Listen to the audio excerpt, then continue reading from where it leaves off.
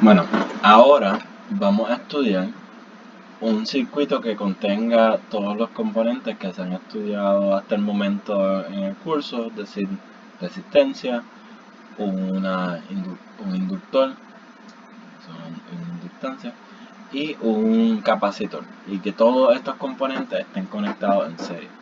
Ahora, lo que significa que estén conectados en serie es que una misma corriente va a estar pasando por todos estos componentes, y por la ley de Kirchhoff pues podemos escribir de manera sencilla que el voltaje de esta fuente que está aquí pues va a ser igual a el voltaje de la resistencia más el voltaje del inductor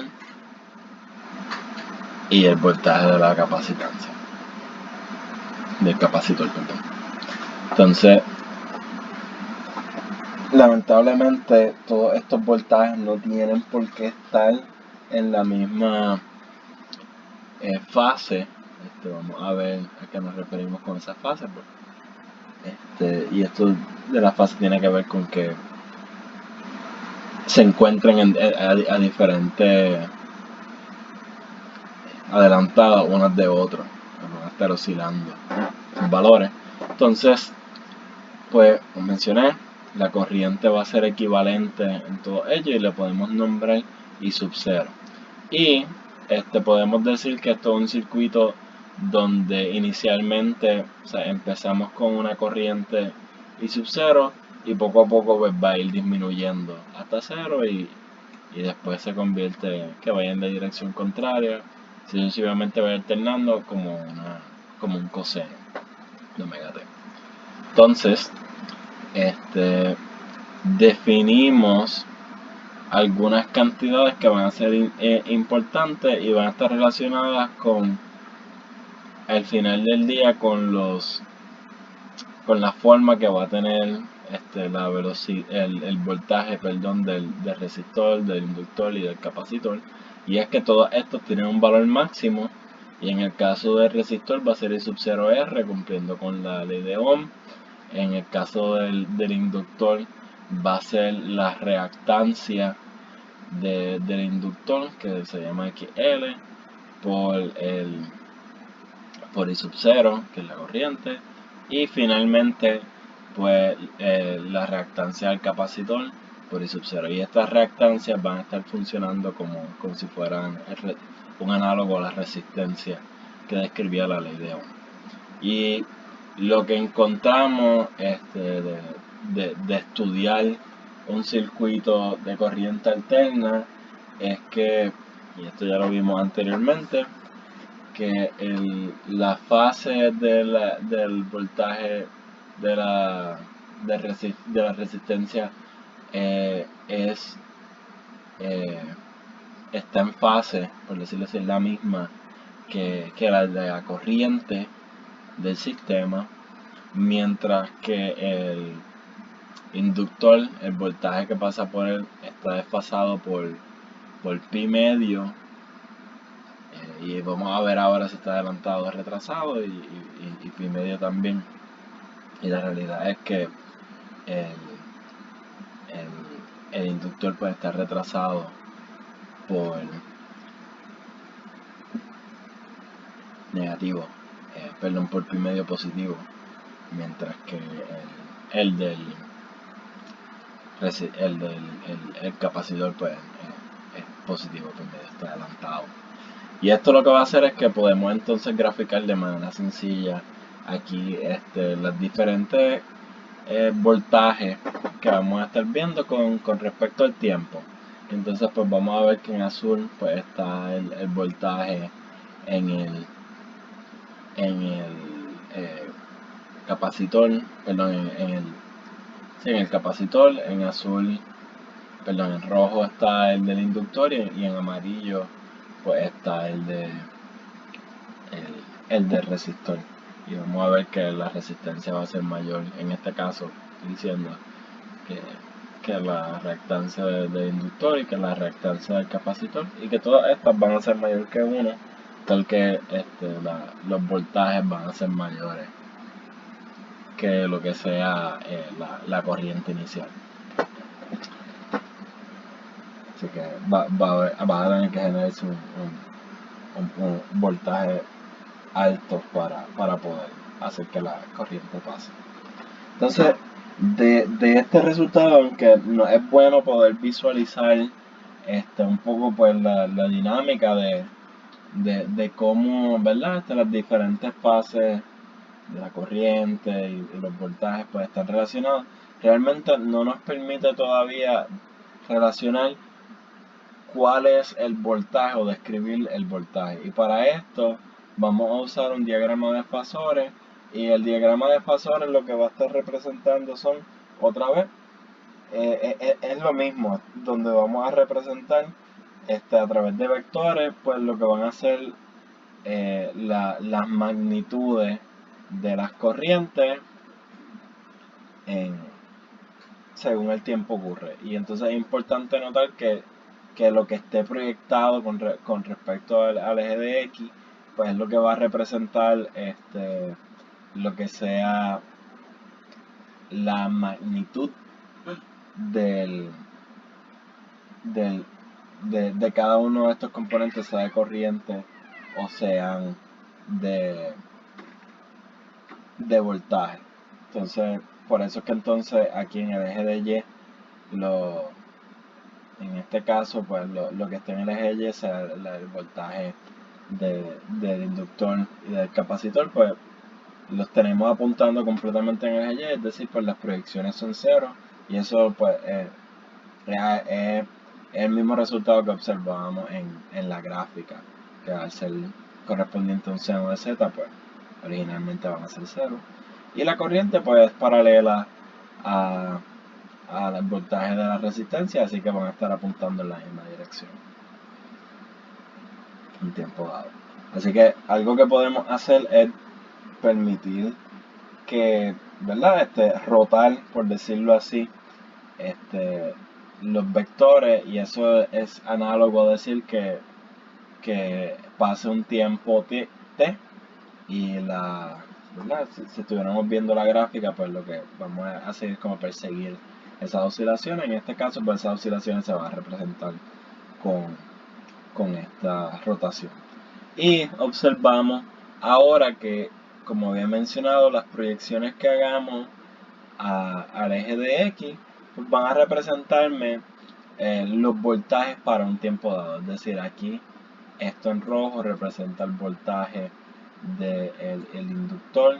Aquí en azul observamos el voltaje del capacitor. En amarillo observamos el voltaje a través de la resistencia.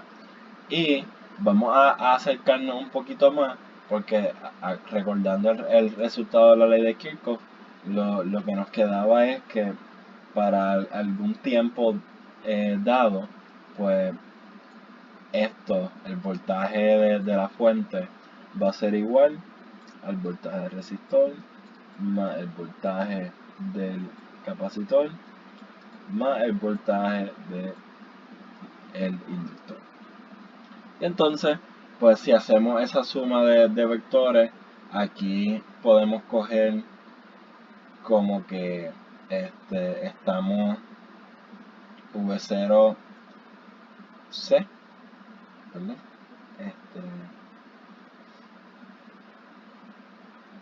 Queremos calcular aquí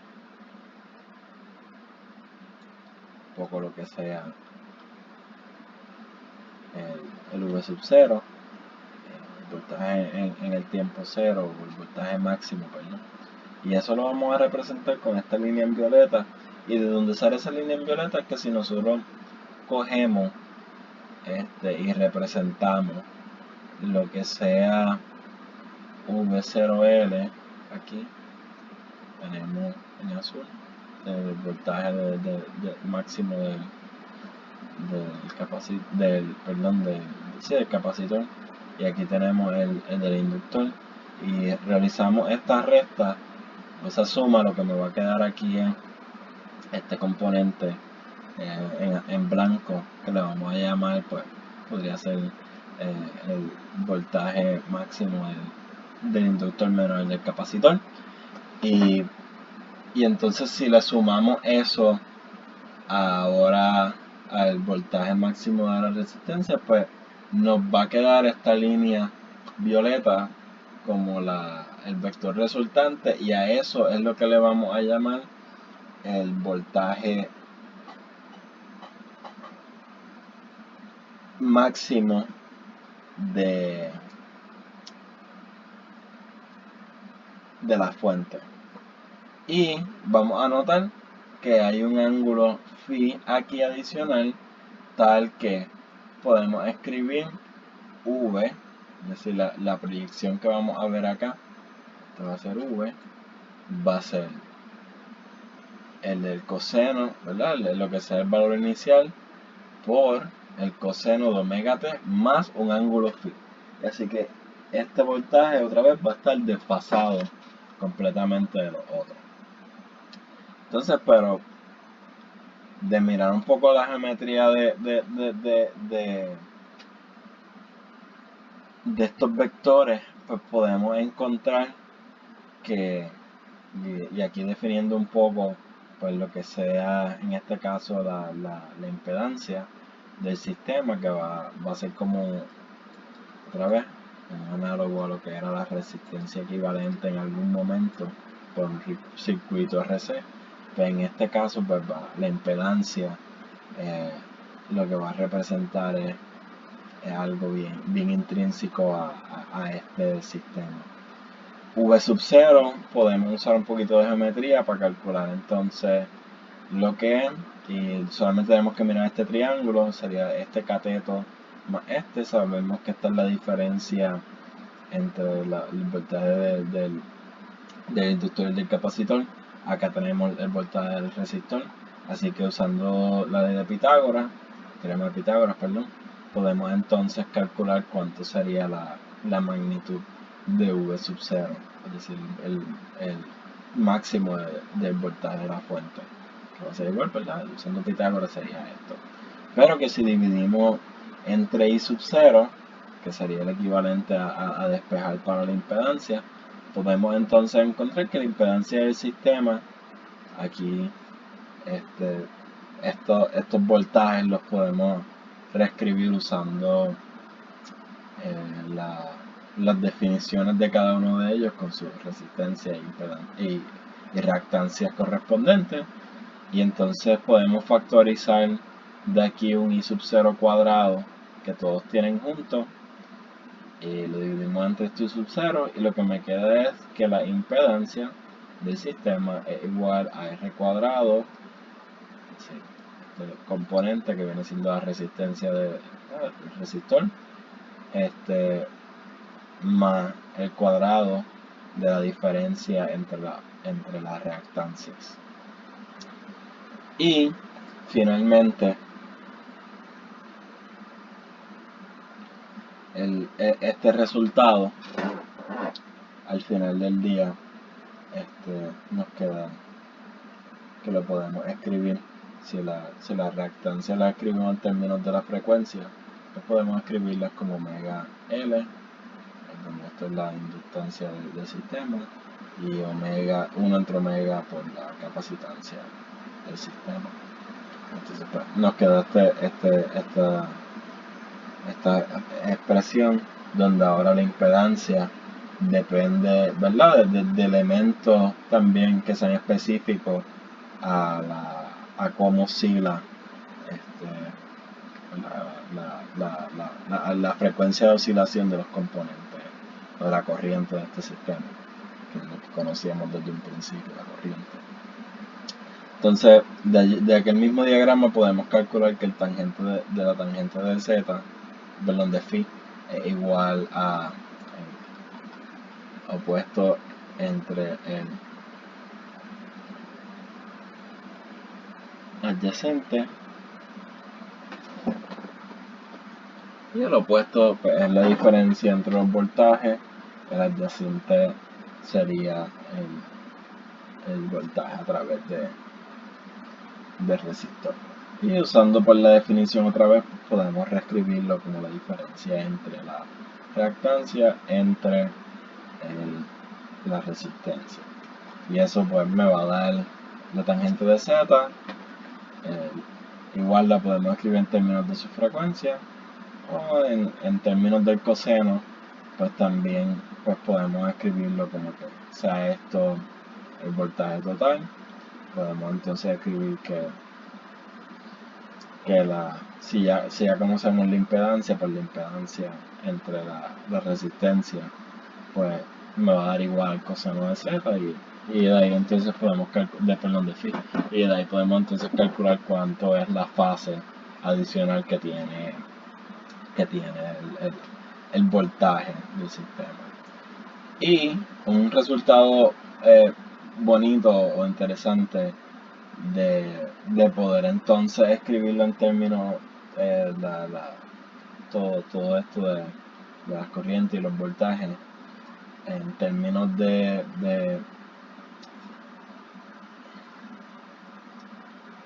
la frecuencia, es que podemos tratar de calcular la frecuencia de resonancia que me permita a mí, esto es lo que significa en este caso la resonancia para la corriente, pues es decir, cuando la corriente es máxima.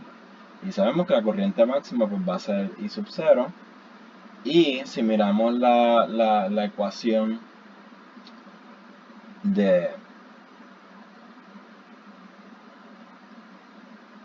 aquí de la impedancia, perdón, para la corriente inicial, y esto es simplemente usando I sub 0 por Z sub 0, pues lo que encontramos es que aquí en el recíproco tenemos la resistencia al cuadrado más esta otra cantidad al cuadrado, que a medida que esta cantidad al cuadrado disminuya, pues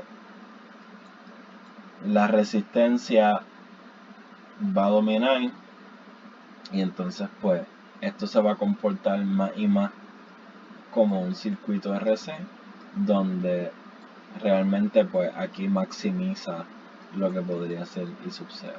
Así que al este componente ser más pequeño, el denominador va a ser más pequeño, y entonces vamos a maximizar la cantidad I sub 0.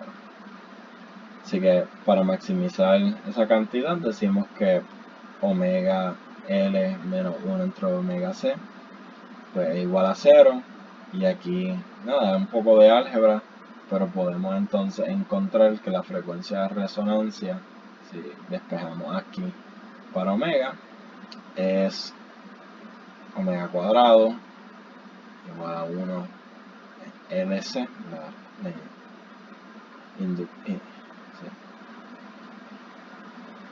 por la capacitancia, inductancia por la capacitancia, y entonces pues podemos calcular la frecuencia de resonancia como que sea igual a 1 entre la raíz de LC. Y este resultado pues lo que va a hacer es que cuando la frecuencia sea igual a esto o esté muy cerquita, pues lo que va a suceder es que aquí la corriente va a tener la amplitud más grande posible.